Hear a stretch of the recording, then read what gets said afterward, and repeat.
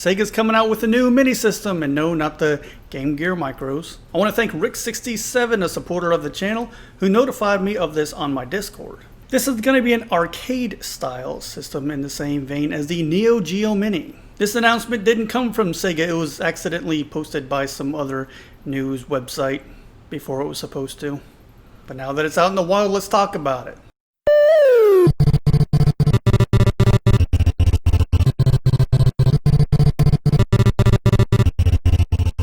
We don't have a lot of information on this system. It's going to be called the Astro City Mini, which apparently is a popular arcade machine in Japan. So we may not even legitimately see this in the States. It's going to come packaged with 36 arcade titles. The ones we know about are Alien Syndrome, Alien Storm, Golden Axe, The Revenge of Death Adder, Columns 2, Dark Edge, Puzzle in Action Tant R, Virtual Fighter, Fantasy Zone, and Altered Beast. The rest of the games are a mystery at this point. Not too bad of a lineup so far, a lot of very well-known arcade titles in there. A lot of them have been ported to the Sega Genesis and are even featured on their own Sega Genesis Mini. One title stands out to me though, Virtual Fighter. That one's a little bit more difficult to emulate than the others. You don't see that too much. It's got me wondering what's actually under the hood with the Astro City Mini. We do have a price point at 12,800 yen or 120 US dollars. That's a lot for a mini system. The Neo Geo Mini was up there in price, so I don't remember exactly how much it was. I did a review on it. I know I say how much it is in the review.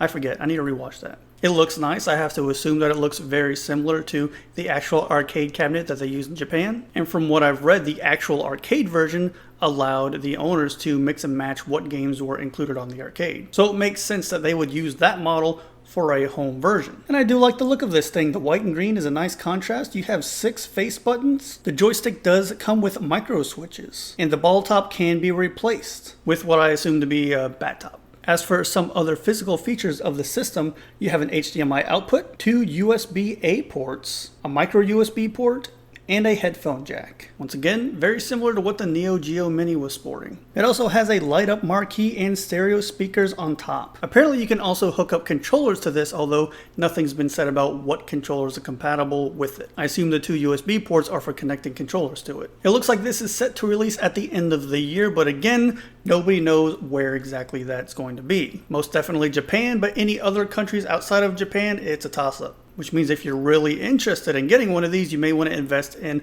opening up an Amazon Japan account, like many of us had to do to get the TurboGrafx 16 Mini. My first impression of hearing about this news is I'm pretty excited. Sega did really good with the Sega Genesis Mini. I bet they'll do a good job with this too, but that price point is what hits me hard. You can get the Neo Geo Mini a lot cheaper than when it first released, and there's a ton of different variations of the original model available. I don't know if this is going to be a day one purchase for me, but I definitely want to get it and include it in my mini system collection. Sega's been doing good in the mini market except for the Game Gear Micro. I have no idea. I don't know about that one. And it looks like they're really pushing forward with their old titles and trying to bring them to a new audience. The game lineup so far is pretty nice. We got 10 games announced. It would be really cool if they used the same format they did with the Sega Genesis Mini and have these live streams on YouTube announcing the next games. That was one of my favorite parts about the Sega Genesis Mini, is tuning into those live streams to find out what's coming up next. Don't know yet if this is going to come with an HDMI cord or any other controller, so you can play it without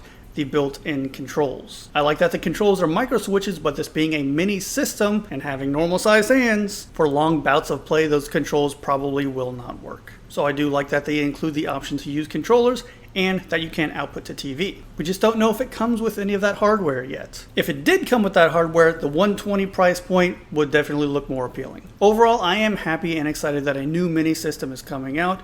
You know me, any mini system that wants to be released, I'm all for. Even if it's for something I never heard of or never had as a kid. I'm looking at you, C64 Mini. Let me know in the comments what your thoughts are on the Astro City Mini. You think it's coming with enough games for that price point? Is it something you would create an Amazon Japan account for? Or do you think that price point is just too much? There's no way, if they're not going to make an effort to lower the price point and release it here in the States or in any other country, you're out. That's all I got for you guys. So as always, thank you so much for watching, and I will see you next time. We don't know a lot about the system yet. We know it's going to be called the Astro Arcade. A bunch of games on there that have been has me wondering what's under the hood with the Astro City. The Neo Geo Mini was a pretty, and from a couple things that I've read, the actual arcade version allowed you. As for some other physical features of the apparently this also has controller compatible. I assume the 2 USB ports are for connecting. You may want to invest in getting an you can get the Neo Geo. You can get the Neo Geo Mini can get pretty. The Neo Geo Mini can be bought.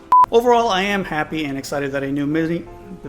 So, what are your thoughts on the Astro City? Is it something you would create on Amazon Japan? Is it something you would create on Amazon? That's all I got for you. This is the part of the video where I thank those users who support the channel through YouTube memberships and Patreon. Jordy Alex, Rick67, Dor, Travis Morton, Jason Hallbrooks, Mike Muniz, Sam Torres, Yaroslav Orudzov, Geode, Andre G, Den Cardoso, Magnesium Winterjuice, James Burkhart, Craig Livesley, Red Silvers, and Batman.